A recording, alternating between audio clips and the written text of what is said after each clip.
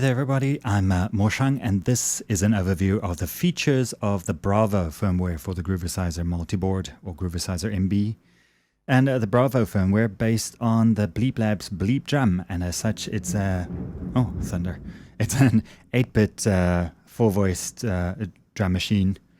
And you select between your 4 voices with, in this, the edit mode with F1, F2, F3 and F4. So on F1 we've got our kick, and then we can just go ahead and add steps. On F2 we have a snare. I have hats on F3.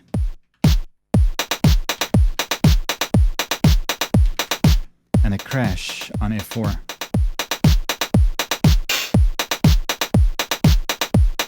Okay, and then going back to the hat track. On part 1, we have pitch for the hat track. So you can adjust the pitch, and you can also automate it by holding Shift R.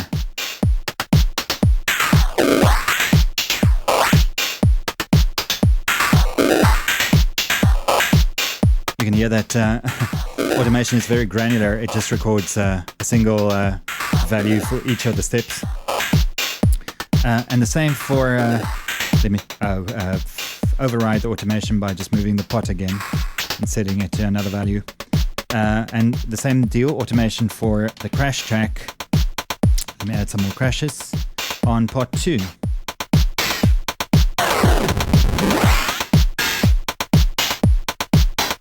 And you can automate that in the same way.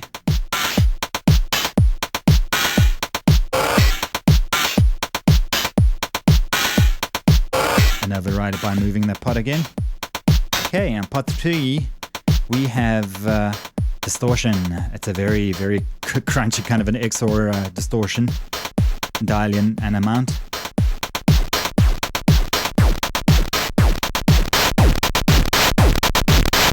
That's full up. Pretty ugly, but but it's distortion and might be useful for something. Back to our kick track. On pot 4 we have volume per track, so I can switch between my tracks and then adjust the volume.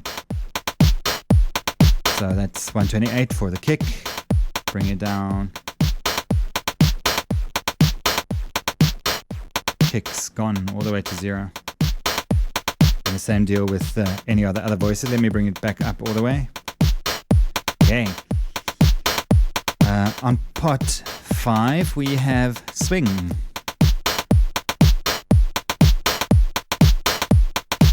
There we go, swing 4 up, value range between 0 and 7. And on the final pot, pot 6, you have your tempo, BPM. So this is good for rough adjustments. And then if you want to tweak the tempo, you can use F5 and F6 to slow it down by a single BPM. If Shift L is lit like that, it means it's a value over 100. So to get to 120, I'm going to go down. There we go, 120. And I think that covers it for the edit mode. Our other page that we have is the trigger mode. So in the trigger mode, you can save and recall patterns.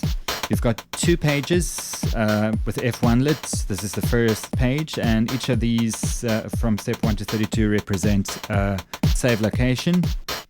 And there are 2 pages. You can hold Shift L and go to the second page, F2. And a total of 58 save locations. So these top 3 rows are all save locations. This row unfortunately not. So back to the first page. To save a pattern, you will select a location and just long press, and now it's saved there. Currently I'm just it's not actually playing that pattern back. To do so, I'll just trigger it. Now you can see it's actually playing that pattern.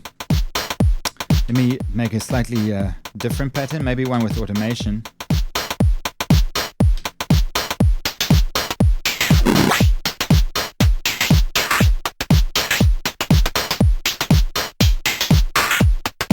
back to our pattern mode.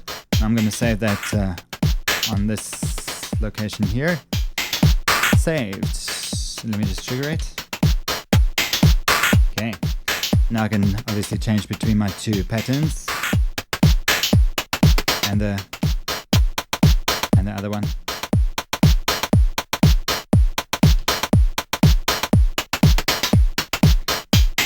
Okay.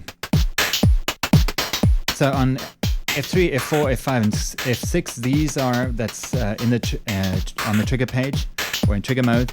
These are mutes for individual voices. So if I want to kill or mute the kick, I take it out with F3. Let's kill the hats. So kick, snare, hats, and crash. Right now, just the snare. It's a nice way to get quick variation. Okay, and the other trick that we have is to repeat a step.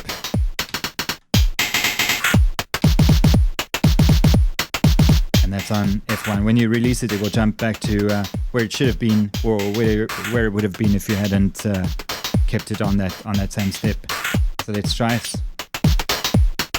1, 2, 3, 4, and it would have jumped to where it would have been.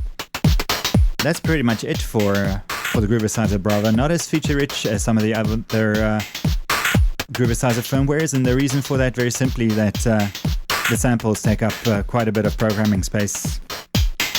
So I hope you enjoyed this overview of the Bravo firmware. It's available now on groovesizer.com.